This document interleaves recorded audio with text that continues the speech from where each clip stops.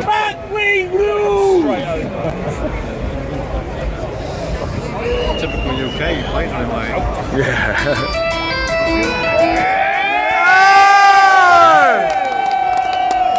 In a foreign field he lay, lonely soldier unknown grave. All his dying words he prays, tell the world of Passchendaele.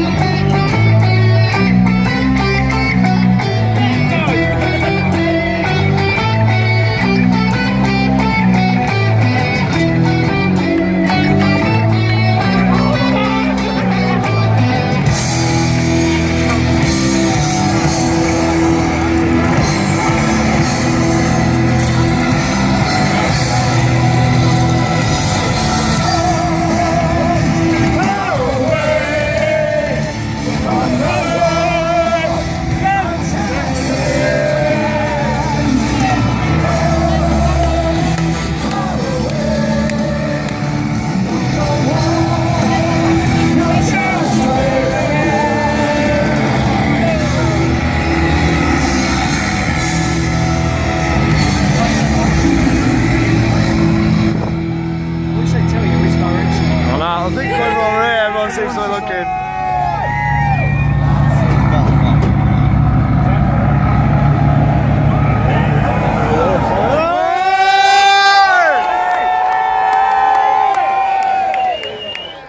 One, two, three, four, five! 6, 7.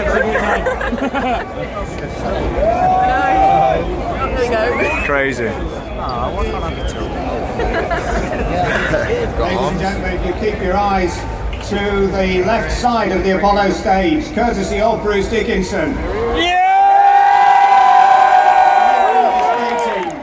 Celebrate 100 years ago when the aeroplane first went to war. In August 1914, as the First World War began, 60 aircraft of the Royal Flying Corps flew from near Dover to France to act as the eyes of the army above what became the Western Front. These aircraft from the Great War display team represent those early types from the Great War. Is it? Sure, that's a bit bad. Leading the formation, 3 SE-5A fast and nimble fighter aircraft, one of the best British designs of the Great War. The oldest aircraft, a 1914 BE-2C observation biplane, the very first type to cross to France a century ago. Next month, that aircraft will recreate the flight, recrossing the Channel 100 years later. But the aeroplane you want to see is not the first triplane, that's a Sopwith triplane, or the Junkers trench strafing aircraft. It's the aircraft at the back, flown by Bruce, the Fokker.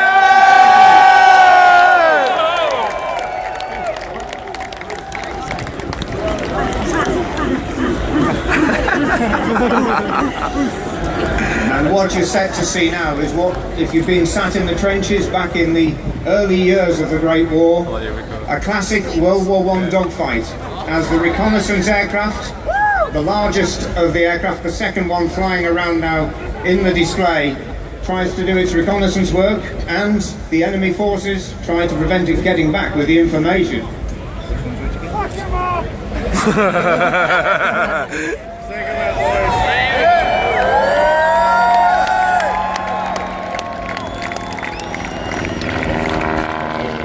Different types and different designs of aircraft as aircraft evolution was in its infancy. You've got the monoplane aircraft, the German Junkers, used for strafing the trenches. You've got the biplane fighters, and you've got the 2 triplane types designed to have the best turning ability and the best rate of climb. And heading towards us now, starting to turn onto the tail of one of the SE-5 fighters, is Bruce in the Fokker triplane.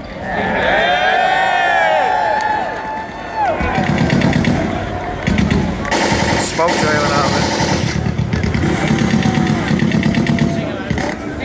Not on my watch! poor old BE2 being chased by the Junkers there was designed for observation. It was designed to be stable. It was not, however, manoeuvrable. And the fighter aircraft were invented to create the agility to take part in the classic dogfight. Brucey's got smoke.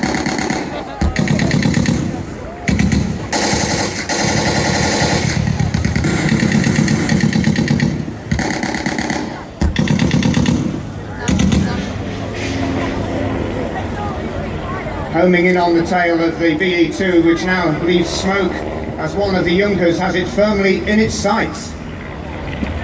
Meanwhile, higher up in the sky, Bruce in the Fokker triplane is trying to get onto the tail of one of the SE5s, and he's having to turn now because another SE5 was threatening to get on his tail. Now you've got the classic turning dogfight. Plenty of women here would like to get on his tail, aren't there? Bruce is staying high. Plenty of Remember blokes the as well. Hun in the sun? Remember the sun in the Hun?